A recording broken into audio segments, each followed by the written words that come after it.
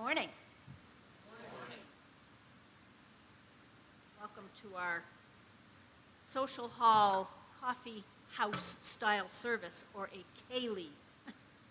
That's the right pronunciation, or so I've heard. Announcements. Do I have any announcements from you folks this morning that you would like to share? Because we have quite a few that I will share. Thought we'd do everyone else's first. Birthdays and such. Okay. So Sonia's on vacation until Wednesday, and she will be holding the first of her contemplative Wednesday evening services at 6:45 starting this Wednesday evening, going for 5 weeks into December. And they will be held here in the social hall. They will last approximately 45 minutes. There'll be contemplative music, a short reading, silence, and an opportunity to share quiet musings as things become ever busier during the approaching holiday season. So she's really looking forward to having folks come to this. And Sunday night, on the 20th, we are having an interfaith ecumenical service here at the church upstairs at 6:30. We have several other churches joining us, and we are hoping that we get a good turnout for that as well. I want to thank everyone again for all of the help and for coming to our mission fair a week ago Saturday. I did get a check this week from our bake table up there in the amount of $413. So we've made, I don't know exactly how much we've made, but we did okay on this particular sale. It was a lot of work, but good things happen. So our steeple this week is being lit in honor of our veterans and their families. Are you ready to share? So for the upcoming birthdays, we have Norma Birmingham on the 16th, and that's it. Oh, Tom Gallagher, sorry, you're right. Tom Gallagher is 17th, and Bear Wright is also on the 17th.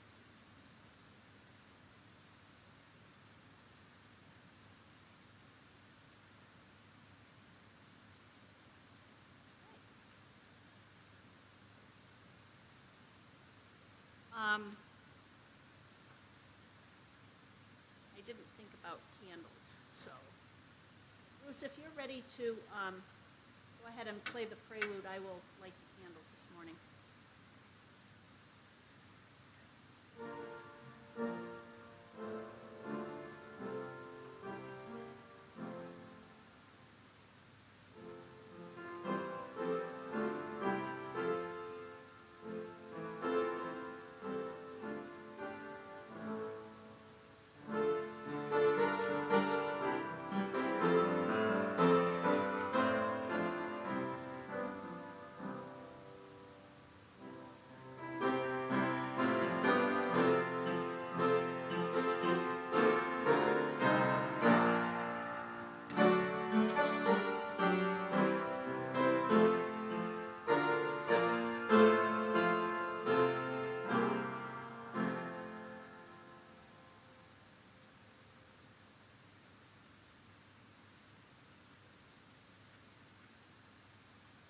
Now, if you would join me in our opening unison prayer.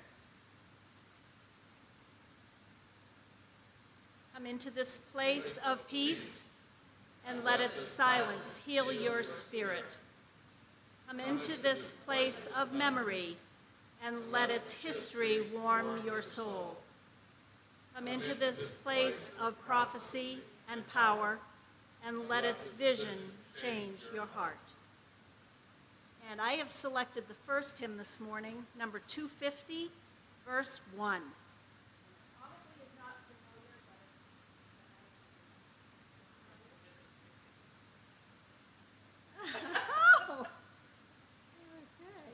we're going to sing the first verse, and then we'll sing the fourth verse at the end of the service.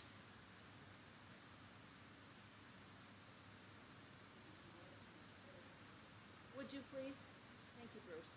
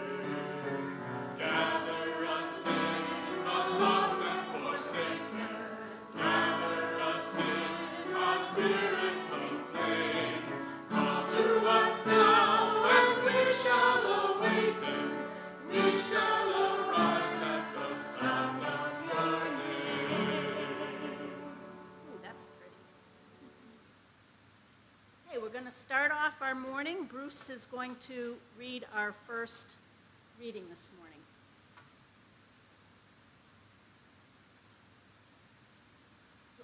So that prelude was probably familiar to you. It was the thing that all the kids sang when I was in elementary school at the Thanksgiving assembly that we had, as a Thanksgiving piece. And so to continue the theme, my family were religious refugees twice. They left England, and then the Puritans threw them out as well. So they went to Rhode Island in 1630. So this is a poem, interesting poem by a guy named Francis Young, who was an early 20th century English writer, and during the war, he wrote an epic poem called The Island, about the relationship between the U.S. and England. What were you carrying, pilgrims, pilgrims? What did you carry beyond the sea? We carried the book, we carried the sword, a steadfast heart in the fear of the Lord, and a living faith in his plighted word that all men should be free. What were your memories, pilgrims, pilgrims? What are the dreams you bore away? We carried the songs our fathers sung by the hearths of home when they were young, and the comely words of the mother tongue in which they learned to pray. What did you find there, pilgrims, pilgrims? What did you find beyond the waves? A stubborn land and a barren shore, hunger and want and sickness sore. All these we found and gladly bore rather than be slaves. How did you fare there, pilgrims, pilgrims? What did you build in that stubborn land? We felled the forest and tilled the sod of a continent no man had trod. And we established there in the grace of God the rights whereby we stand. What are you bringing us, pilgrims, pilgrims, bringing us back in this bitter day? The selfsame things we carried away, the book, the sword, the fear of the Lord, and the boons our fathers dearly bought. Freedom of worship, speech and thought, freedom from want, freedom from fear, the liberties we hold most dear. Who shall say us nay? So I guess it was pretty tough over here in the 17th century, but my old man had 10 kids, so we did all right. Populated the continent 13 generations ago.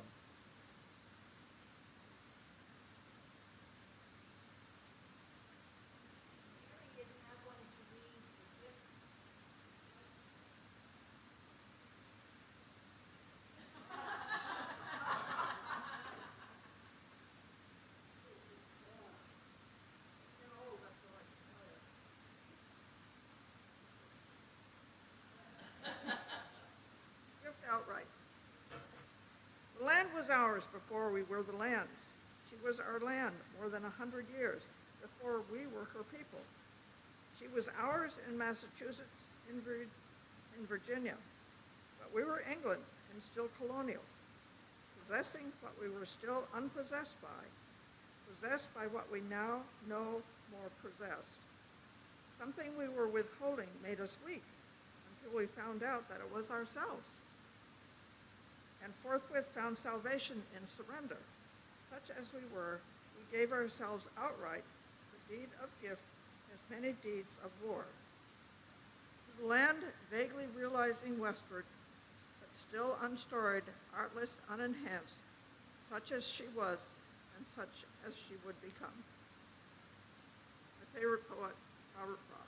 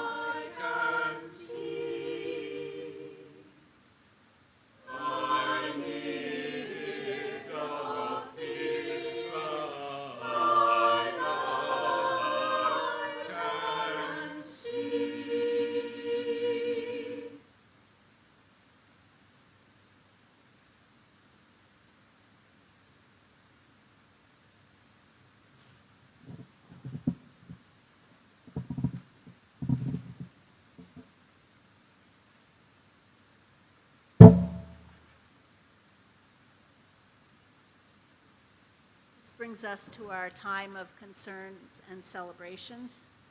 And if we could start with a moment of silence.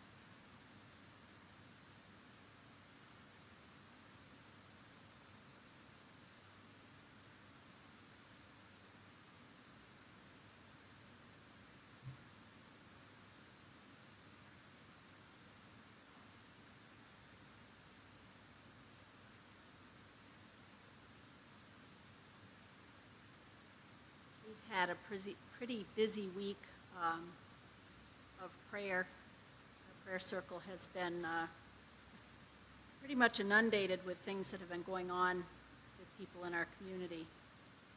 I'd like to report that Mary Williams has returned to the rehab in St. Johnsbury. Have you seen her, Ann?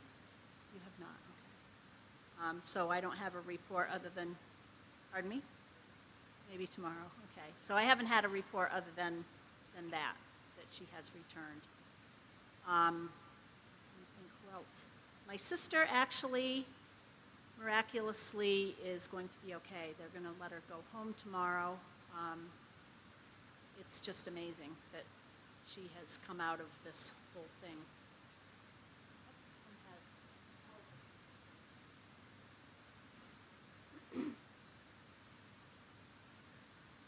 Nancy Lou Saidi continues to recover from her broken right wrist and subsequent surgery.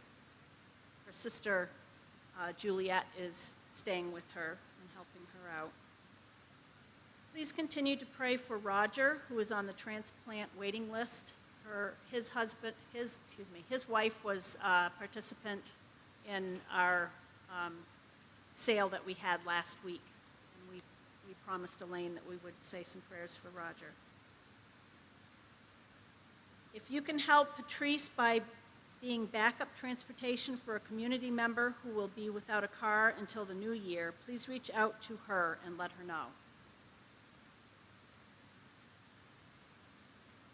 Sonia's friend Sarah had mixed news on her cancer follow-up, so we need to continue to pray for Sarah. Her tumor has improved, but she will require a further 3 chemotherapy treatment. She thanks everyone for their prayers. And Sonia's friend Ernie will begin a round of chemotherapy for his colon cancer. His wife, Lindsay's medical providers have ruled out a stroke as the cause of her vision problems, but haven't been able to isolate a cause. Otherwise, there is some discussion of moving her out of the hospital and into a rehab facility. So please pray for Ernie and Sarah, and Mary, and Patrice, and Roger, and Nancy Lou. And please keep my sister Kathy in your prayers as well as she transitions to home. Do we have any celebrations this morning? I'm going to reiterate that Norma Birmingham, Tom Gallinet, and Garrett Wright all have birthdays this week. Ann?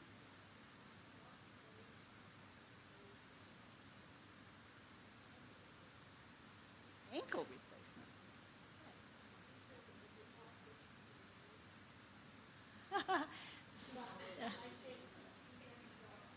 Yeah.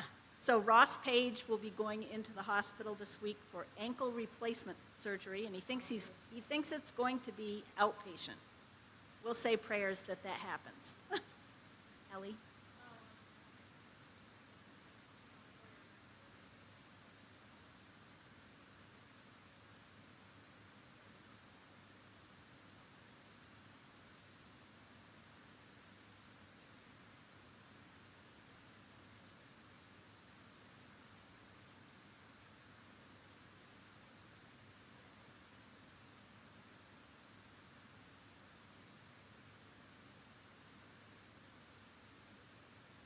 So we need continued prayers for Karis as she tries to figure out where she'll go from the hospital to whatever setting she is able to go to.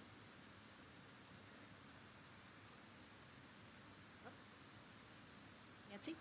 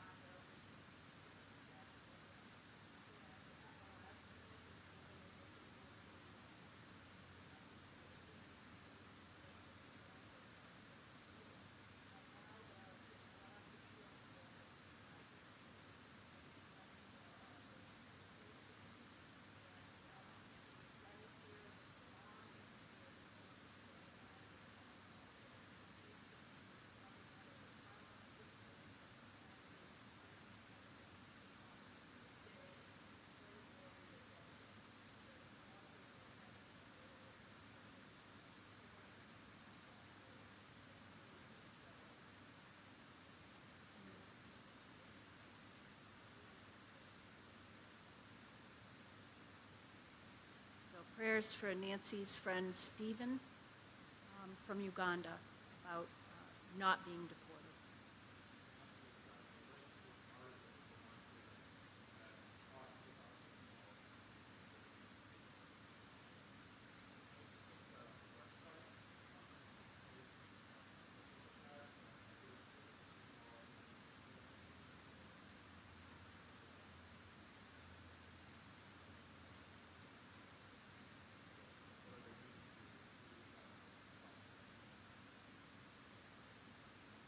So Tim will post a link on our website, and if you so choose, you can contact our legislators and see if we can get some help for Stephen.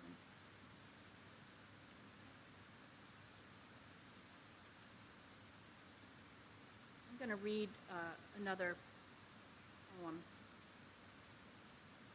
We pray for all those whose speech betrays them into misunderstanding, all those who have wrapped themselves in a cloak of humiliation, all those who struggle vainly for attention, all those who shrink with fear at another's touch, all those whose faces we forget from one meeting to the next, all those whose outer awkwardness blinds us to an inner grace, all those who never seem to find a resting place, all those whose ambition exceeds their skill, all those whose minds are clouded or weak, all those who stumble when others seem to fly, all those who bear the burden of broken bodies, all those who wait in pain only for death, all those who wait for news which never comes, all those who are unloved, unloving, alone, all those who have been lifted high are fallen to the dust. We pray for them. Now, if you join me in the Lord's Prayer. Our Father, who art in heaven, hallowed be thy name. Thy kingdom come, thy will be done, on earth as it is in heaven. Give us this day our daily bread, and forgive us our debts, as we forgive our debtors. And lead us not into temptation, but deliver us from evil. For thine is the kingdom, and the power, and the glory forever.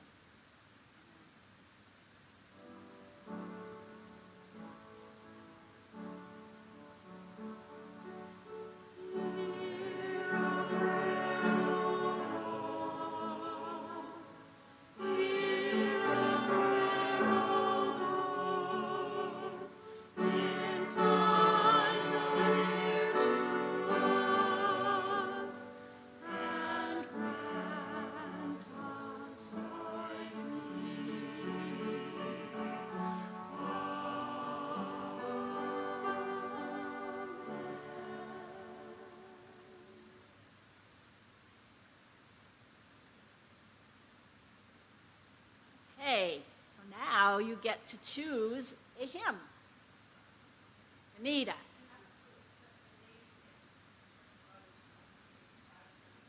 $535. Honor of Veterans. Nice.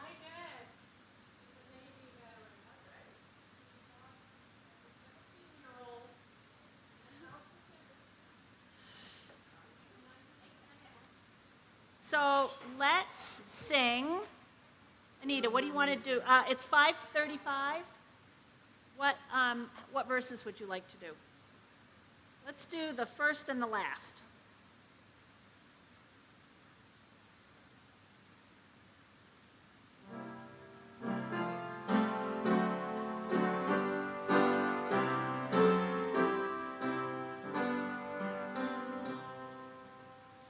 Eternal Father, strong to save, storm has come, thy restless reign.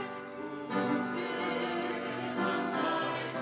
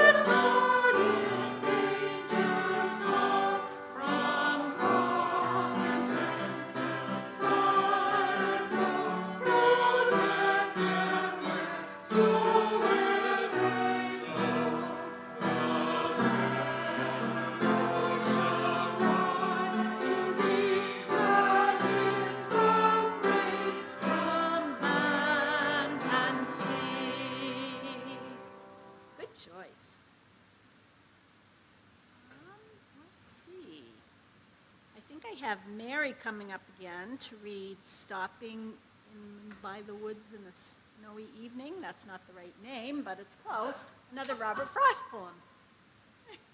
Want some help?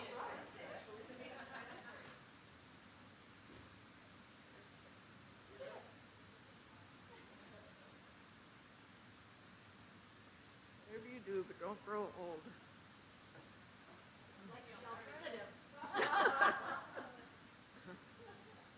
Whose woods these are, I think I know. His house is in the village, though. He will not see me stopping here to watch his woods fill up with snow. It's coming. My little horse must think it queer to stop without a farmhouse near, between the woods and frozen lake, the darkest evening of the year. He gives his harness bells a shake to ask if there is some mistake. The only other sounds the sweep of easy wind and downy flake. The woods are lovely, dark and deep, but I have promises to keep, and miles to go before I sleep, and miles to go before I sleep.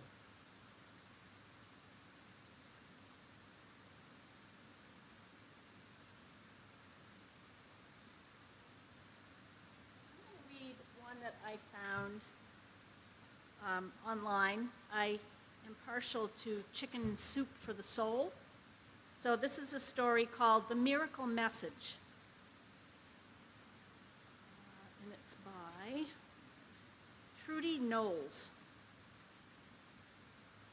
Miracles are not contrary to nature, but only contrary to what we know about nature. St. Augustine. The cafeteria workers at Doctors Hospital in Montclair, California, knew us well. It was February of 2002, and the family gathered there playing cards, eating ice cream, singing songs, and waiting for a time to visit my 84-year-old father, who was in the intensive care unit. He had suffered a heart attack and was not expected to make it. My son Rob had flown in from Massachusetts to join my 4 siblings and grandchildren, in-laws, and friends. Every morning we arrived at the hospital, ordered breakfast, and waited. 2 people at a time were allowed in the room. There were long waits between visits. Rob brought his guitar to California and, unbeknownst to us, composed a song for his grandfather during those waits in the cafeteria. One night, while at Grandpa's house, we typed the song into Grandpa's computer and labeled it Rob's Song. At the end of the week, he took his guitar into Grandpa's hospital room and sang it to him. Despite the initial prognosis, my father continued to improve, and after a week, we flew home. He was moved from the hospital to the healthcare center at his retirement community. We hoped he would continue to improve, and we would have a few more years with him. But it was not to be. A week after I returned to Massachusetts, I received a call from my sister in California. She said Dad had only 2 to 3 days left. I returned to California immediately. After visiting Dad, I settled into his small house at Pilgrim Place Retirement Community and checked his emails for any messages I could print out for him. I noticed a file on the desktop titled Rob's Song. I opened the file and printed out the copy of the song. When I noticed all the spelling errors, I corrected them and printed it out again. 48 hours after I arrived in California, Dad died. Family again flew in from Massachusetts, Minnesota, and New York City. Neighbors at the retirement community offered beds for family members while I stayed at Dad's, where we gathered to plan his memorial service and close down his house. The grandchildren picked out items that reminded them of their grandparents. The rest were packed in boxes and donated. On the day before his memorial service, early in the morning, I sat at Dad's computer to type out what I wanted to say. As I started to open a Word document to type something, I noticed a file on the computer I hadn't seen before. It was titled, "Thank You, Rob." The file, Rob's Song, was no longer there. I opened the file. There was the song Rob wrote. I saw it had been spell checked again. Then I noticed something typed at the bottom in bold in a different font. It said, "Thank you, Rob. Finish school and take care of your mother. Rex, Dad, Grandpa." That was the way Dad always signed his letters. How was that possible? I don't know and never will, but I do know I wasn't alone in the house anymore. I felt my dad all around me and I wept. Tears of grief, tears of comfort.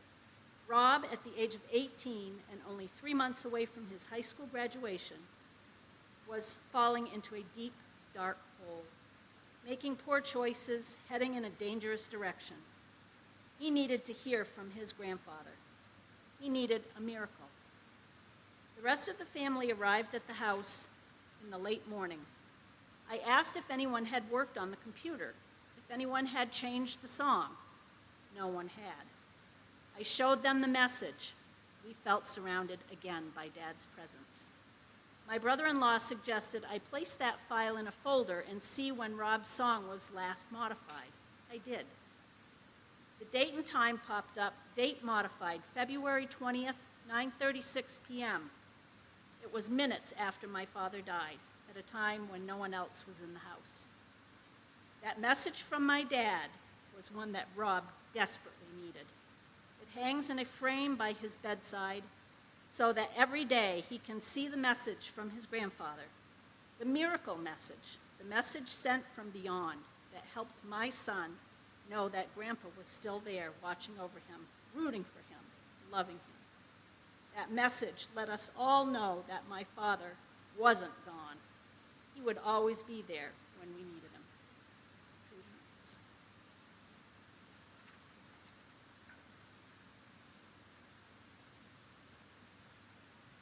Let's sing another song.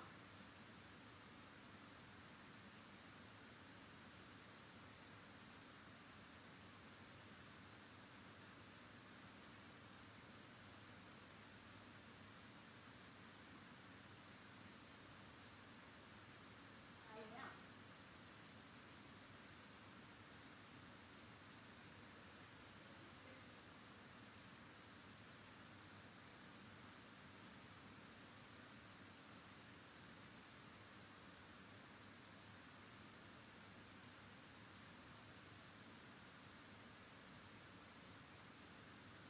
Love to tell the story. 2 verses. What 2, Nancy? Just the first? Okay.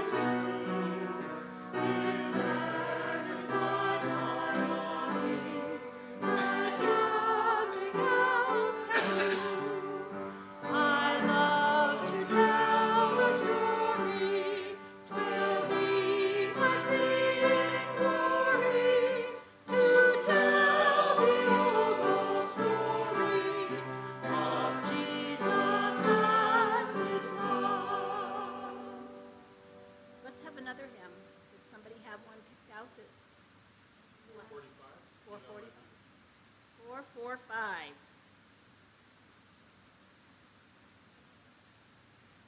Be thou my vision. How many verses, Tim? 1 and 2.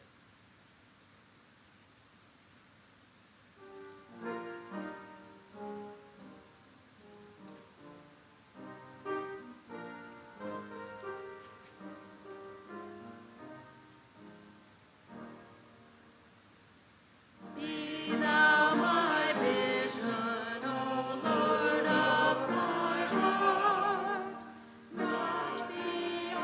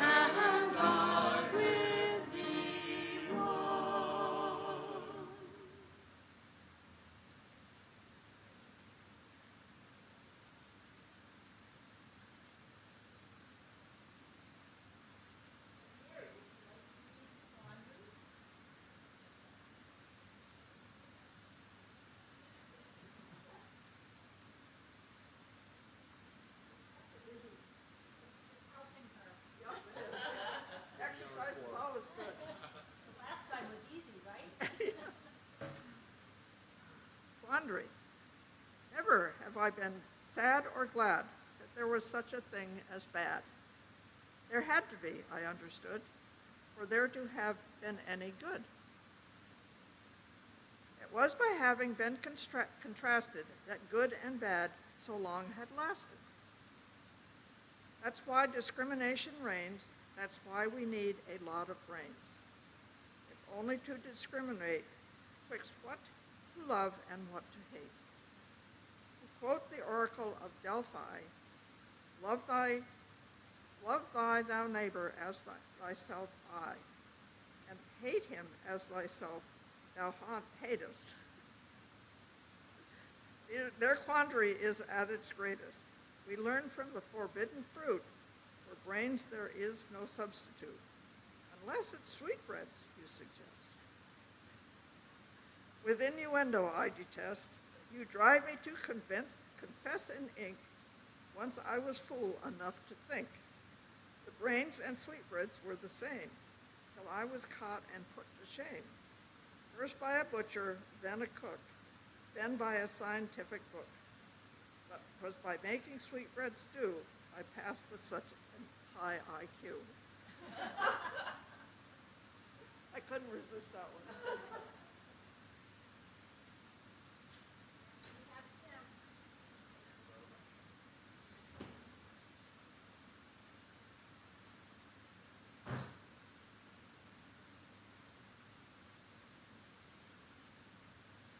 So I have a dear friend who I've known actually longer than Mary Lou. We went to high school together, middle school together. His name is Tim also. And he's a well-known poet in the Midwest, and he has always kind of turned me on to other writers and those things. And I'm always on the lookout for wordsmithing and word crafting. And this is from an essay by Jake Skeets, and it's called My Name is Beauty. And I'm going to excerpt it, but within it is a poem that I will also talk about. Jake Skeets is a native scholar and poet. He considers the necessary interrogation of colonial naming and narratives and how the indigenous application of writing as a technology can reshape our world. To put that in some context, Native American writers, filmmakers, and artists don't think in black and white, they think in cycles or systems. So in their schools, they teach environmental systems. So in the Northeast, what is the environmental system that animals exist within? They don't teach kingdom, phylum, and all those things within it. So they have a real context so that their children understand what nature is about and in their connection. Jake is a member of the Diné Navajo people. The Navajo preferred to be called the Diné, meaning the people or children of the holy people.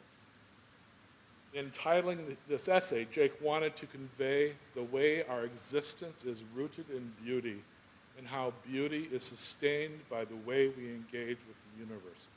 Again, within the context of the Navajo, the Diné people, think about his writing. Like gravity, like language, beauty moves through space and time.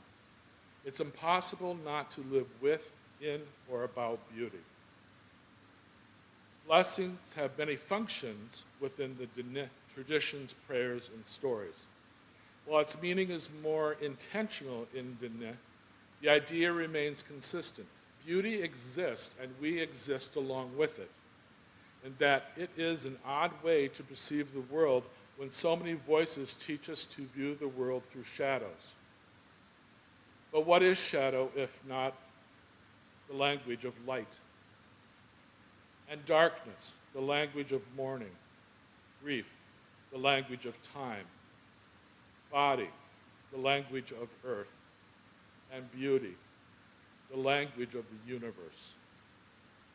And language is still an invented thing, a spark on a cavern wall, the tongue dancing beneath the teeth, a click of a pen or keyboard, a tap on the microphone. The following Diné prayer, Walk in Beauty, has been popularized of recent across social media and other media. This is the blessing called Walk in Beauty. In beauty, I walk. With beauty before me, I walk. With beauty behind me, I walk. With beauty above me, I walk. With beauty all around me, I walk. With beauty within me, I walk. In beauty, it is finished. Then he finished his essay with, so in our reach for a new world, let's think of language with intention, the world as seed, the sentence as cornstalk, the paragraph as bloom, the essay as body, and the period as an emergence, and comma, a hope, and the question mark, a sunrise.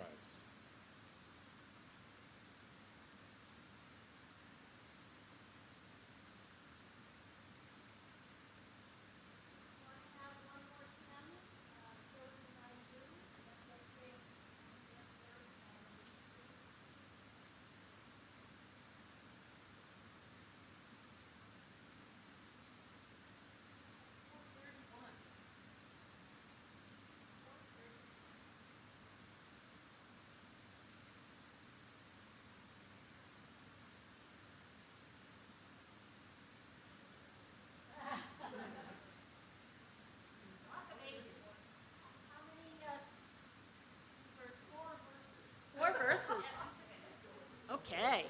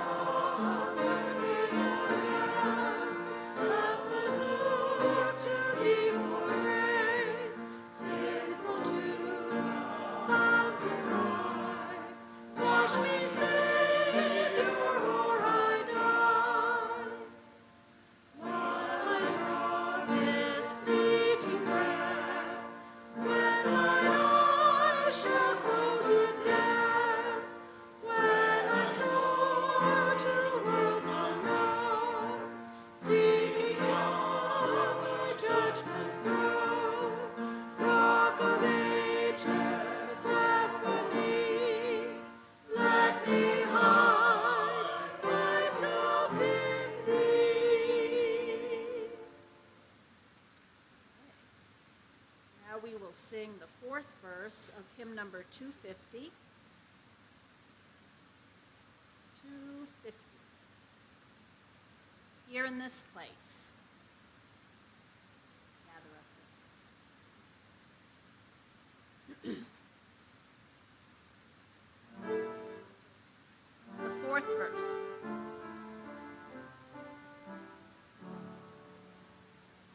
Not just a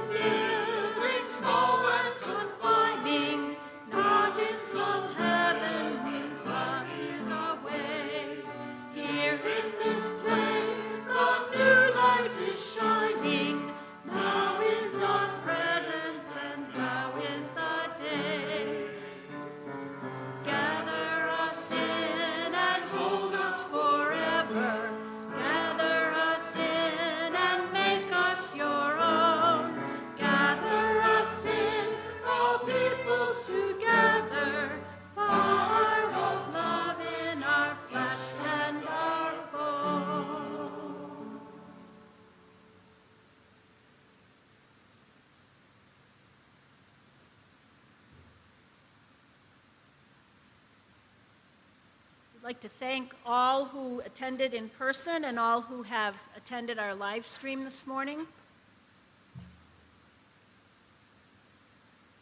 If you would join me in our unison benediction. May the God who dances in creation, who embraces us with human love, who shakes our lives like thunder, bless us and drive us out with power to fill the world with her justice. Amen.